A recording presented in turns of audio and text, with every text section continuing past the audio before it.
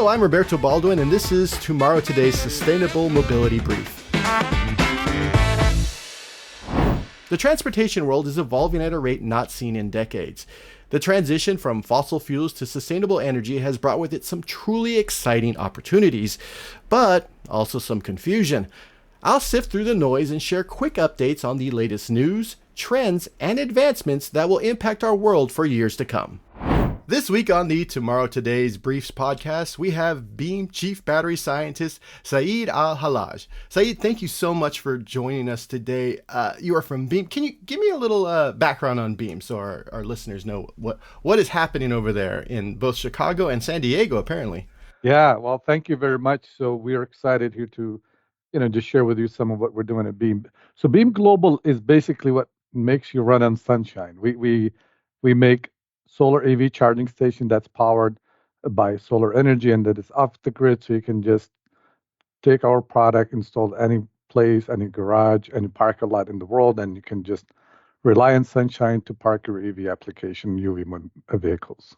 That's a sort of a huge deal because I don't think most people realize that when a charging station or a charging location is spun up, there is a lot of infrastructure that has to go into that. If the power isn't there, they have to move power. They have to get permitting from the city, sometimes from the county. They have to deal with, any sort of construction crews. Or a lot is going on before they even put the charging stations into the ground. So your solution seems like pretty much like, hey, we just show up and blam. Yeah, absolutely. You're spot on. And the thing here that a lot of people who, if you're not involved in construction or you have not renovated your house or anything, you would probably wouldn't know it. But I mean, I don't know about your area, but in Chicago here, if you dig anything in the ground, you're gonna need to work with probably 6, 7 different utilities, agencies and all that. But on top of all that, which is time consuming, expensive, and actually it's a lot of work, there's the issue of actually the infrastructure of the grid today. You hear a lot about grid and charging and those problems with what I would call grid evolving issues as we move from just powering places and houses and industry. Now we're looking at EV as part that's going to probably be a dominant load in some areas. So even the infrastructure in most places is not designed or structure adequate for putting a lot of EV charging stations. So if you're not near a transformer, then you got to build that, or the wiring to the nearest connection. It can be very expensive, and that's what the problem that we're actually solving. Cool. Yeah, I've seen the setup, and it seems pretty much like just drop and play, really.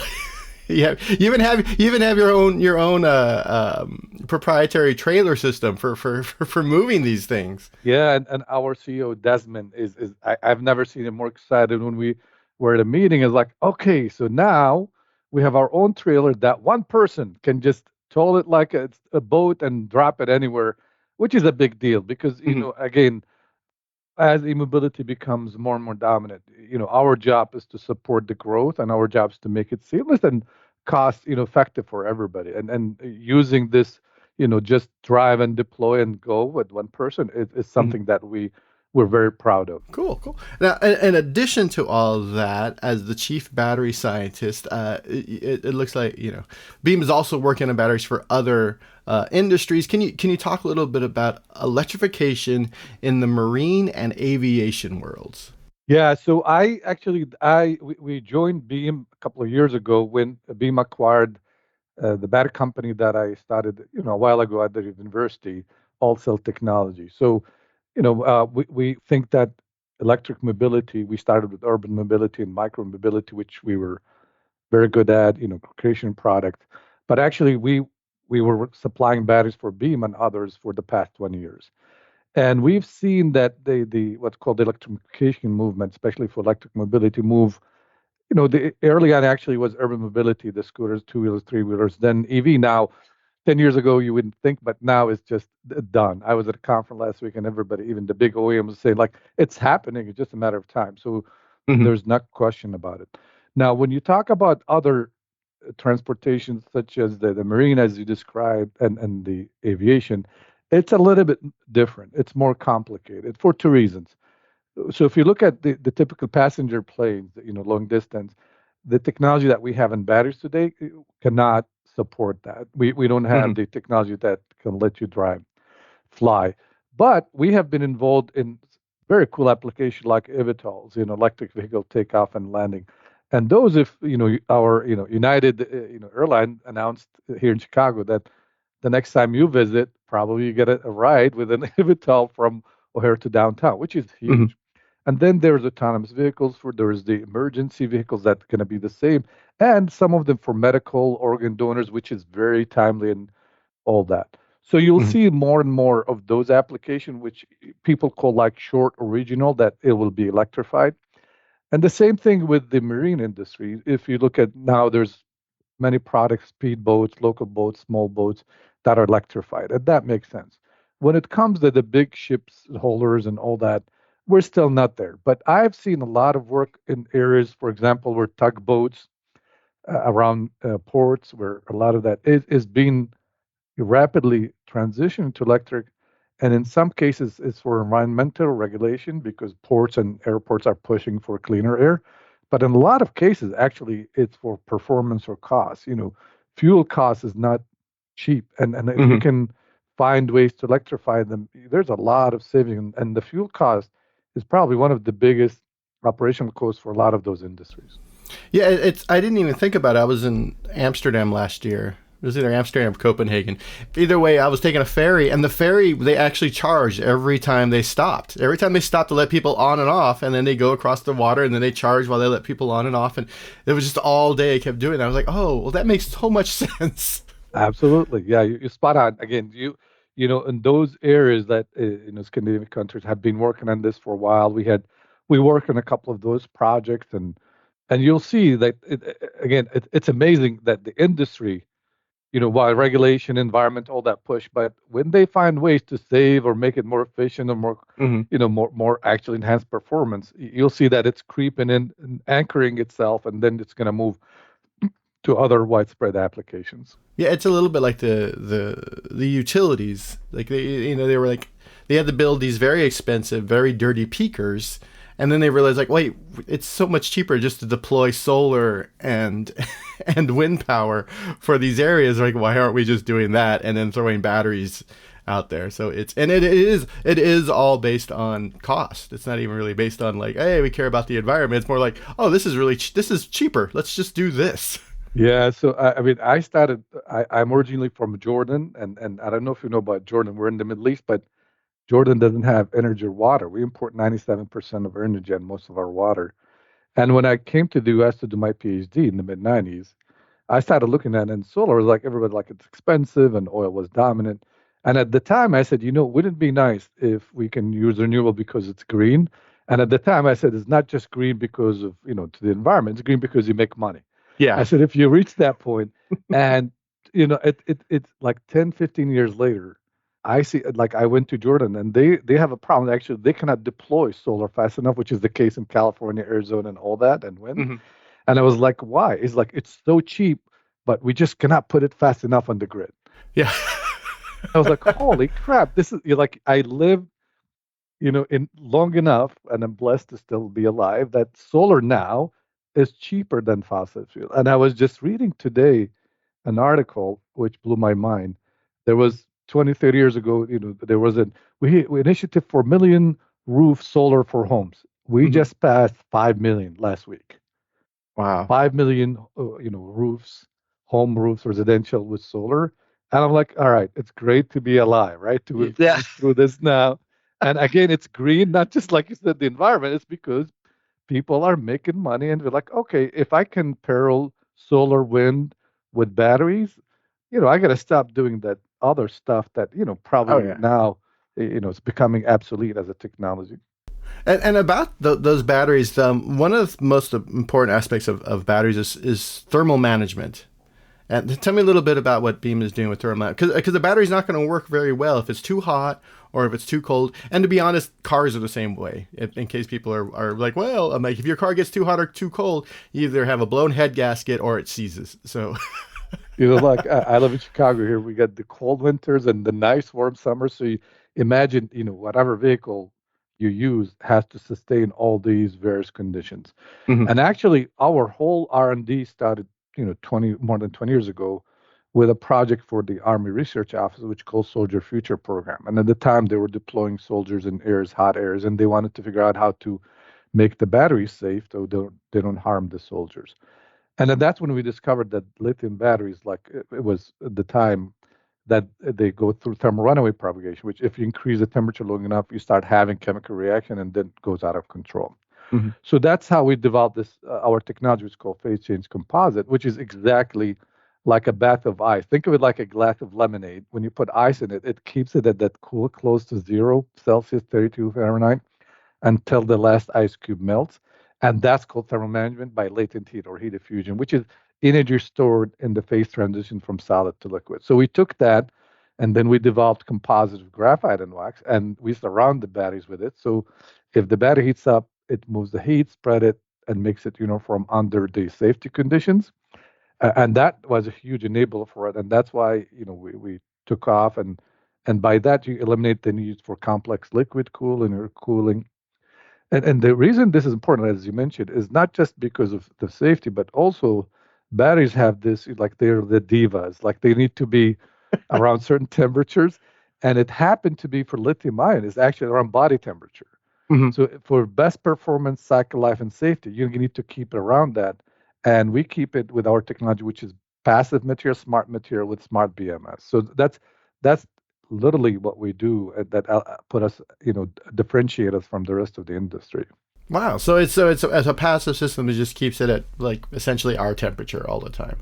Yeah. So the reason that's critical, and we can discuss the solutions that we developed for actually low temperature, which is if you were in Chicago a few months ago, you can see the pictures in the news that people with electric cars, they couldn't even charge them. It was so cold and they couldn't drive them. They were depleted them. So in hot condition, we worked with automotive a while ago, and we realized even for our scooters and our application, when if your battery is protecting itself against a hot environment, then if you have a vehicle and you need to cool the vehicle, that's going to consume a lot of energy. So if the battery Hmm. cools itself, you're talking about losing 10, 20, sometimes 30% of the drive range Hmm. because of that active cooling that's powered Because it's by protecting the battery. It has to like the job number one is protect the battery. exactly. And so when it gets really cool, how are you? What is it? Yeah, so we realized like, okay, we're done. We're doing great in hot environment, and then we had we had to some application actually real cool application. Imagine if you put balloons or drones in high altitude, the temperature there is so cold, especially when you go above 10,000 feet. So we had application like that. And we realized, okay, what can I do to keep the battery warm? So we actually developed, we just got patent that we're trying to deploy it in with some of our cool application. If the battery temperature goes below zero, it actually freezes. Hmm. So you cannot charge it. That's why Yeah. people struggle. So you need to heat it up. And if the batteries are depleted, what are you going to do? So what we found, okay, say we have a smart battery management system that actually detect when the battery starts cooling down, and then it can pulse the battery by itself to heat it, actually, Hmm. or then pulse our material, which is the composite, to keep the battery warm. So while you're sacrificing a little bit of battery storage, you talk about, 5, 10%, it always keeps it above that threshold Yeah. temperature that actually allows you to, when you need to charge it, that it's still above the freezing, so it's still operational. So we combining, again, as I mentioned, we combining smart battery management system, which is with the material and innovative solution. And our goal is two things. Is first to allow the user to operate in all extreme hot or cold condition, but to make it seamless that you don't think about it. You don't have moving Hmm. parts and have it. We will do the job for you and make sure that it's optimized. Yeah. No, I think it's the last winter the Chicago thing was there. Yeah. The first thing everyone was like, "Oh my gosh," and I'm like, "Well." So, they some of it was like, oh, there's one charging station. They talked to two people who, I'm like, okay, I understand that, it's an issue because of technology, but also Norway has a lot of EVs. I mean, there's a lot of places that really, really get really, really cold that have EVs, and you're just like, okay, I understand the issue for this one location and for these people, but also there's technology. 100%. And we were actually one of the things we do. We always work on what I call crazy application that customers Uh-huh. want to put stuff under the water or in the air or robotics, and we got exposed to all those kind of. We worked with NASA on a project a few years ago to assess that. So we got exposed to cool stuff, and then once you do that, you start realizing like, wait a minute, this is actually now a niche. But like you just said, it's like, wait a minute, if these EVs gonna spread, not everybody has a garage. Like you can Yeah. keep it in a warmed up garage, especially Yeah. in areas. But the other thing that we noticed, which I don't know, like if you look to see the weather patterns, I have a nephew who lives in Houston, and he was telling me like we're having frozen, streets and ice several times in the past 5 years, and that never happened before. Yeah. So you're seeing the cold and hot weather patterns that is expanding across the country that is not Mhm. anymore in specific areas. So you cannot just design for a certain location. You have to design for all these conditions, all places. Mhm. Yeah, yeah, definitely. As the our environment is changing, it's a the extremes are more often, and designing for that is requiring.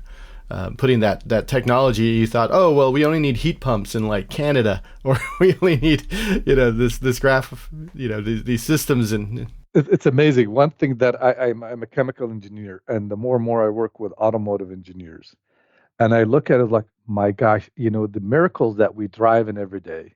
Mhm. We got in the car. I'm in Chicago. It's minus 30, and I expect it to run.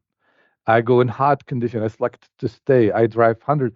The technology, the safety, the amazing things at this affordable price is nothing short of a miracle. And then, unfortunately, sometimes we take it for granted. But like the way when we work with the OEM, every piece, every design, every change, Mhm. it goes so much scrutiny and so much quality and all that I feel like these people, whoever on those lines or designs, I feel like the way they think about it is like, my son is going to be that. My family is going to be that car. I want to make Yeah. sure they're not stranded or they're endangered. So I really have a lot of respect to the automotive industry for where we are today. Yeah, yeah. The fact that things just work. Where I remember as a kid, like just constantly adjusting the carburetors on my car. Like every other weekend, I had to like adjust because I had dual carburetors on my car, so I had to go in and I had to hold on. Oh, now it's too rich. No, now it's too lean. And now I just get in my either my gas car or my EV, and I just drive to wherever.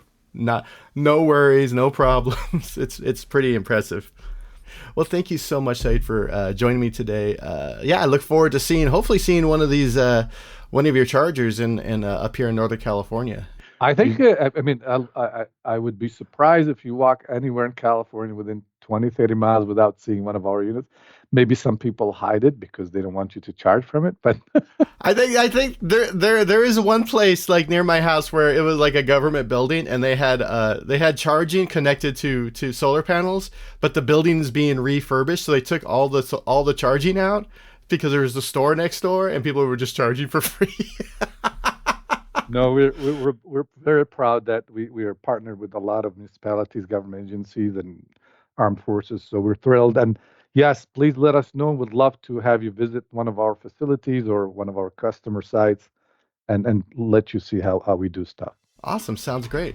I'll be happy to stop on by and bring my EV, get free electricity. Thank you so much. Thank you. For more information about the evolution of sustainability, head on over to sustainablecareers.sae.org. There you can read about how the new Mercedes e-Sprinter electric delivery van will be a force for creating jobs in the United States. Be sure to subscribe and listen every week on your favorite podcast platform. SAE International makes no representations as to the accuracy of the information presented in this podcast. The information and opinions are for general information only. SAE International does not endorse, approve, recommend, or certify any information, product, process, service, or organization presented or mentioned in this podcast.